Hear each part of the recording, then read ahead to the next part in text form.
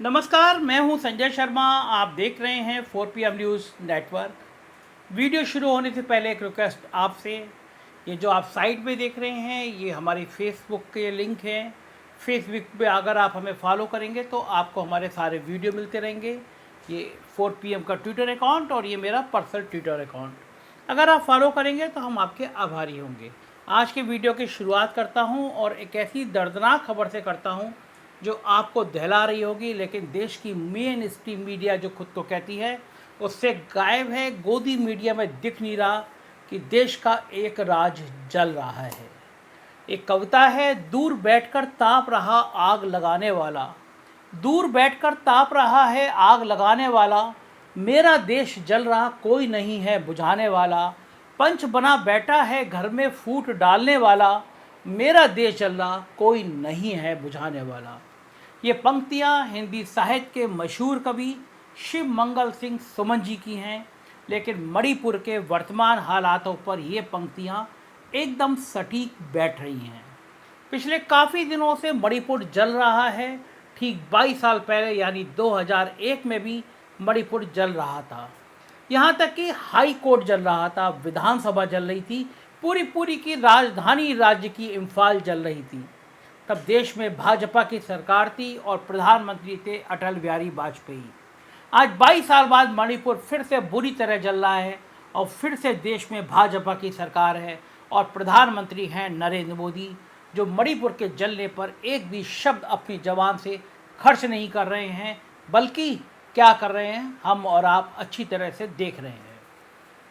देश के यशस्वी प्रधानमंत्री जी पूरी तरह से चुप्पी साधे बैठे हैं, जबकि ये वो ही युग पुरुष प्रधानमंत्री जी हैं जिन्होंने सिर्फ एक फ़ोन कॉल करके रूस और यूक्रेन के बीच छिड़े युद्ध को रुकवा दिया था। मैं यकीन नहीं हो मेरी बात का तो गोदी मीडिया के चैनल उठा के देख लीजिएगा, सुधीर चौधरी को देख लीजिएगा, अंजना ओम कश्यप को देख लीजिएगा, रूपका लियाकत के शो देख लीजिएगा, आपको पता चल जाएगा। रूस और यूक्रेन के युद्ध को एक फ़ोन पर रुकवा दिया था, लेकिन मणिपुर जल रहा है। एक महीने से ज़्यादा समय से हिंसा की आग में जल रहे मणिपुर में हिंसा के चलते साहब का फ़ोन लग नहीं पा रहा है। इसलिए देश का एक राज हिंसा की आग में धधक रहा है। लेकिन साहब कभी चुनाव में जीत हासिल करने के लिए खुद को देने वाली गालियां गिन रहे होते हैं, तो कभी अमेरिका जाने की अपनी पैकिंग करने में व्यस्त होते हैं। मणिपुर जल रहा है तो जले, लोग मर रहे हैं तो मरे, उन्हें क्या। देश के चैंपियन पहलवान भी तो कई महीनों से सड़क पर बैठ के अपने के लिए इंसाफ की भीख मांगते रहे, कभी नहीं ध्यान दिया उन पर साहब ने। किसान आंदोलन में सैकड़ों किसान मर गए, मगर ध्यान नहीं दिया साहब ने, तो फिर मणिपुर पर ही क्यों ध्यान दें, वो भी तब जब वहाँ तो चुनाव हो ही चुके हैं, होने तो है नहीं हाल ही में। इसलिए साहब पूरी तरह से इस पूरे मामले पर चुप्पी साधे हुए हैं और मणिपुर जल रहा है, लेकिन वो दूर बैठकर उस आग को ताप रहे हैं। आप सोचिए, मणिपुर में कुकी और मैती समुदाय के बीच आरक्षण को लेकर पिछले लंबे वक्त से जातीय हिंसा जारी है, जिसमें अब तक 120 से ज़्यादा लोगों की जान जा चुकी है। हजारों लोगों को अपने घर छोड़ने पर मजबूर होने पड़ा। राज्य सरकार ने अफवाहों को फैलाने से रोकने के लिए 11 जिले में कर्फ्यू लगा दिया, इंटरनेट सेवाएं रोक दी गईं।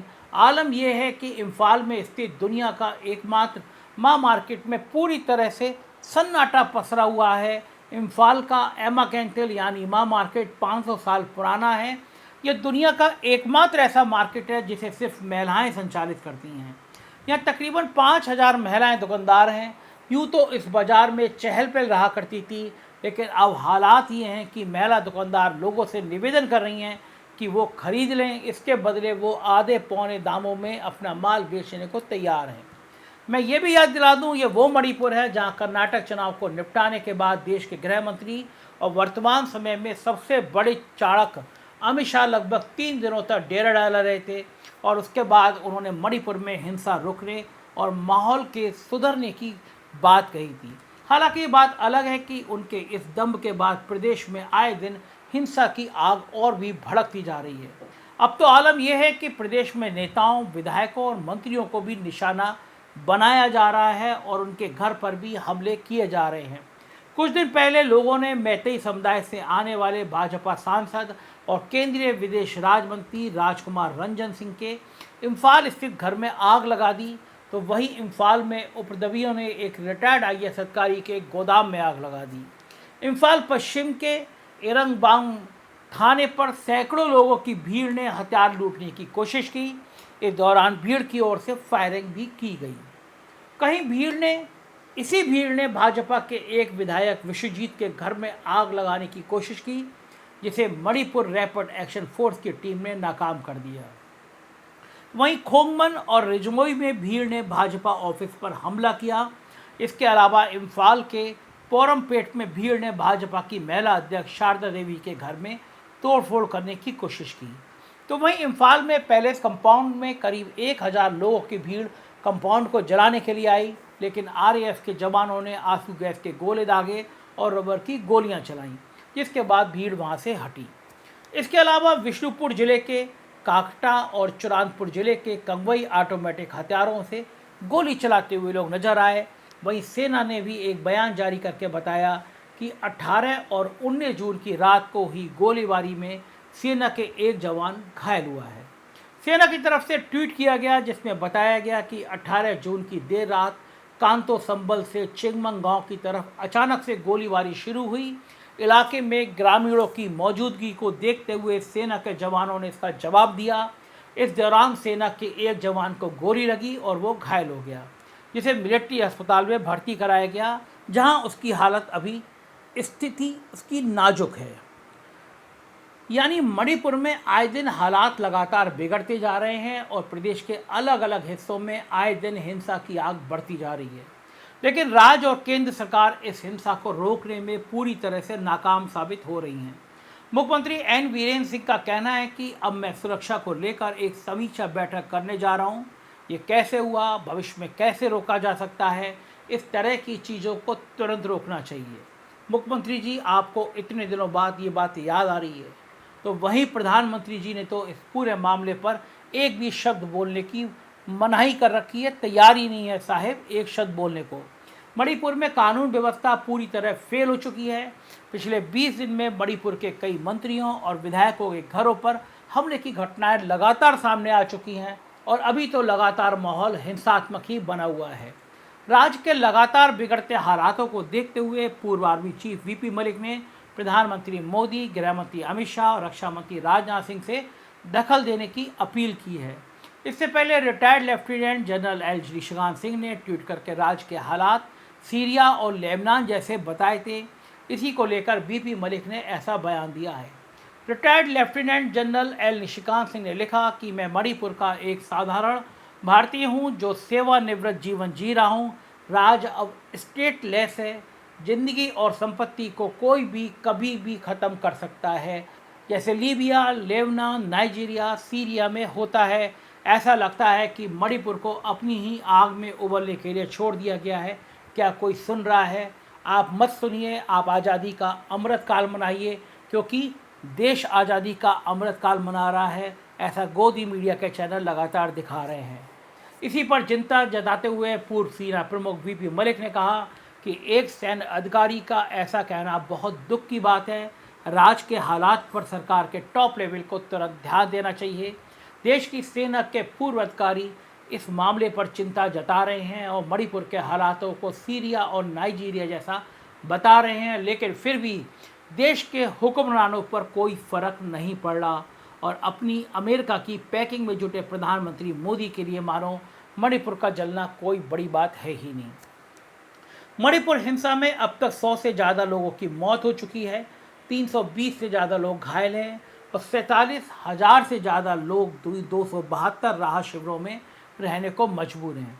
वहीं अगर हिंसा की वजह की बात की जाए तो मुद्दा मैतेई आरक्षण को लेकर है। दरअसल राज्य में हिंसा मैतेई और कुकी समुदाय के बीच जारी है। मणिपुर को लगभग 38 लाख की आबादी में से आधे से ज़्यादा मैतेई समुदाय के लोग हैं। कुछ एक आंकड़े के मुताबिक मैतेई की आबादी लगभग 53% है, जो ज़्यादातर इम्फाल घाटी में रहते हैं, जबकि आदिवासी नागा और कुकी समुदाय आबादी का 40% हिस्सा है और वो पहाड़ी ज़िलों में रहते हैं। मणिपुर के लगभग 10% क्षेत्रफल में फैली इम्फाल घाटी में मैतेई समुदाय बहुल है। हाल ही में मणिपुर हाई कोर्ट ने राज्य सरकार को मैतेई समुदाय को अनुसूचित जनजाति में शामिल करने पर विचार करने के लिए आदेश जारी किए हैं। मैतेई समुदाय के लोगों का तर्क है कि 1949 में भारतीय संघ में विलय से पूर्व उन्हें रियासत काल में जनजाति का दर्जा प्राप्त था। पिछले 70 सालों में मैतेई आबादी 62% से घटकर 50% के आसपास रह गई है। इसलिए अपनी सांस्कृतिक पहचान के लिए मैतेई समुदाय आरक्षण की मांग कर रहा है, जबकि दूसरी ओर राज्य की नागा और कुकी जनजाति मैतेई समुदाय को आरक्षण देने के विरोध में हैं। दरअसल राज्य के 90% क्षेत्र में रहने वाला नागा और कुकी राज्य की आबादी का 40% है और यही कुकी समुदाय का दर्द है। इनका कहना है कि राज्य की 60 में से 40 विधानसभा सीटें पहले से मैतेई बहुल इम्फाल घाटी में हैं। राजनीतिक रूप से मैतेई समुदाय को पहले से ही मणिपुर में दबदबा रहा है। साल 2011 की जनगणना के आंकड़ों के हिसाब से मणिपुर में हिंदुओं और ईसाइयों की लगभग बराबर आबादी है। मतलब इन दोनों की आबादी लगभग 41% है। बस मसला यही है क्योंकि नागा और कुकी जनजातियों को आशंका है कि एसटी वर्ग में मैतेई को आरक्षण मिलने से उनके अधिकारों में बंटवारा होगा। मौजूदा कानूनों के मुताबिक मैतेई समुदाय को राज्य के पहाड़ी इलाकों में बसने की इजाज़त नहीं है। इसलिए मणिपुर में हालिया हिंसा का कारण मैतेई आरक्षण को माना जा सकता है, क्योंकि पिछले साल अगस्त में मुख्यमंत्री वीरेंद्र सिंह की सरकार ने चूरा चांदपुर के वन क्षेत्र में बसे नागा और कुकी जनजाति को घुसपैठिए बताते हुए वहां से निकलने के आदेश दिए थे। इससे नागा कुकी नाराज चल रहे थे। लेकिन सवाल वही है कि देश के एक राज्य में पिछले लंबे वक्त से इतनी बीभत्स हिंसा जारी है, लेकिन देश के प्रधानमंत्री पूरी तरह से चुप्पी साधे हैं। यही वजह है कि इस मामले पर अब राजनीति शुरू हो गई है। मणिपुर में भाजपा की सरकार में गठबंधन की साथी नेशनल पीपल्स पार्टी एनपीपी के राष्ट्रीय उपाध्यक्ष वाई जयकुमार सिंह ने बिगड़ते हालातों पर सरकार से गठबंधन को लेकर एक बड़ा बयान देते हुए कहा है कि अगर आने वाले दिनों में स्थिति नहीं सुधरी तो हम भाजपा के साथ अपने गठबंधन पर फिर से विचार करेंगे। हम मूक दर्शक बनकर नहीं रह सकते। उन्होंने कहा कि मणिपुर में अनुच्छेद 355 लागू है, इसलिए यहाँ के लोगों की सुरक्षा करना राज्य और केंद्र की जिम्मेदारी है, लेकिन हिंसा से निपटने के लिए कोई उचित योजना नहीं बनाई जा रही है।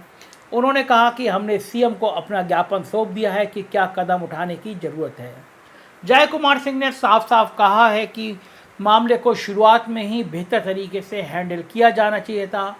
उन्होंने बताया कि सरकार को संवेदनशील क्षेत्रों पर ज़्यादा ध्यान देना चाहिए था, जो नहीं दिया गया। वहीं कांग्रेस के डिस्क्वालीफाइड सांसद राहुल गांधी ने मणिपुर के बिगड़ते हालातों पर ट्वीट करते हुए लिखा कि भाजपा की नफरत की राजनीति ने मणिपुर को 40 से अधिक दिनों तक हिंसा की आग में जलाए रखा है, जिसमें 100 से अधिक लोग मारे गए। पीएम मोदी पूरी तरह खामोश है। उन्होंने आगे लिखा कि हिंसा खत्म करने, शांति बहाल करने के लिए राज्य में एक सर्वदलीय प्रतिनिधिमंडल भेजा जाना चाहिए। आइए इस नफरत के बाजार को बंद करें और मणिपुर के हर दिल में मोहब्बत की दुकान को खोलें। वहीं कांग्रेस महासचिव जयराम रमेश ने मणिपुर हिंसा पर बात करते हुए कहा कि कांग्रेस, जनता Dal United, Bharatiya Communist Party, Marxwadi Communist Party, Trinamool Congress, Aam Aadmi Party, All India Forward Bloc, Rashtrawadi Congress Party, Shivsena UBT और रिवोल्यूशनरी सोशलिस्ट पार्टी की मणिपुर इकाइयों के नेताओं ने 10 जून को ईमेल के माध्यम से लेटर भेजकर और फिर 12 जून को प्रधानमंत्री कार्यालय में पत्र सौंपकर मिलने का समय मांगा है। जयराम रमेश ने कहा कि मणिपुर में विपक्ष की समान विचार वाली 10 पार्टियों के नेता प्रधानमंत्री नरेंद्र मोदी से मिलना चाहते हैं। आशा है कि प्रधानमंत्री विदेश यात्रा के लिए रवाना होने से पहले इन नेताओं से मिलेंगे। ये लोग 20 जून तक यहीं रहेंगे। कांग्रेस नेता ने 22 साल पहले की याद दिलाते हुए कहा कि 22 साल पहले भी मणिपुर जल रहा था और उस समय सभी पार्टियों ने तत्कालीन प्रधानमंत्री अटल बिहारी वाजपेयी से मिलने का आग्रह किया था। इसके बाद सर्वदलीय प्रतिनिधि मंडल वाजपेयी से 2 बार मिला था। उन्होंने आगे कहा कि बिल्कुल साफ है कि राज्य सरकार पूरी तरह विफल है, उससे अब कोई उम्मीद नहीं है। अब मणिपुर के लोगों को सिर्फ केंद्र और पीएम से उम्मीद है। जयराम रमेश ने आरोप लगाया कि मणिपुर की मौजूदा स्थिति के लिए भाजपा और आरएसएस की विचारधारा जिम्मेदार है। कांग्रेस मणिपुर पर पीएम मोदी की खामोशी को लेकर लगातार हमला कर रही है। सिर्फ कांग्रेस ही नहीं बल्कि पूरा विपक्ष मणिपुर हिंसा पर साहब की खामोशी को लेकर हमलावर है। हालांकि काफ़ी बवाल के बाद आरएसएस की तरफ से मणिपुर में जारी हिंसा की निंदा की गई है। संघ ने स्थानीय प्रशासन, पुलिस, सुरक्षा बलों और केंद्रीय एजेंसियों सहित सरकार से तत्काल शांति बहाल करने के लिए हर संभव कदम उठाने की अपील की है। वहीं इस मामले पर मणिपुर के मुख्यमंत्री एन बीरेन सिंह का मानना है ये हिंसा मणिपुर के लोगों द्वारा नहीं फैलाई गई बल्कि ये काम बाहर से आए लोगों ने किया जिन्हें हम निकालने का प्रयास कर रहे हैं। सीएम ने कहा कि मणिपुर में बाहर से लोग आ गए हैं, ये म्यांमार से आए हैं, हम उन्हें भगाने का काम कर रहे हैं। घुसपैठियों को इंडियन सिटीजनशिप नहीं लेने देना है। पहले भी इसके लिए कदम उठाए गए थे, अब भी उठा रहे हैं। राजनीति अपनी जगह है, लेकिन सवाल यही है कि देश का एक राज पिछले लगभग 1.5 महीने से ज़्यादा समय से जल रहा है। देश के प्रधानमंत्री इस पूरे मसले पर ध्यान नहीं दे रहे हैं। वो कभी चुनाव प्रचार में व्यस्त रहते हैं तो कभी अपनी अमेरिका जाने की पैकिंग में ही लगे रहते हैं। उनकी जिम्मेदारी नहीं बनती कि वो स्थिति की समीक्षा करें, लोगों से शांति की अपील करें। जब उनके कहने पर लोग थालियां बजाकर कोरोना भगा सकते हैं, अपने घरों की बत्तियां बंद कर सकते हैं, यहाँ तक रूस और यूक्रेन का युद्ध रोक सकते हैं, तो फिर अपनी ही सत्ता वाले एक राज्य में हिंसा क्यों नहीं रोक सकते? आखिर क्या वजह है कि साहिब इस मामले पर मौनी बाबा बने हुए हैं? या फिर प्रधानमंत्री मोदी के लिए लोगों की जान की कोई कीमत नहीं? क्या उनके लिए किसी भी राज्य या देश के लोग सिर्फ एक वोटर भरे हैं जिनके लिए साहिब के दिल में प्यार सिर्फ चुनाव के वक्त मरता है? चुनाव खत्म होने के बाद देश चले, राज्य चले, लोग मरे, साहब को कोई मतलब नहीं। वो एक शब्द तक नहीं बोलना चाह रहे। और अभी आप देखिएगा जब साहिब अमेरिका दौरे पर जाएंगे तो वहाँ कैसे धाड़ धाड़ कर बोलेंगे। आके फिर मणिपुर के जलने पर यह खामोशी क्यों? अपनी राय से अवगत कराइएगा। इस वीडियो के लिए समय देने के लिए बहुत बहुत शुक्रिया। Thank you.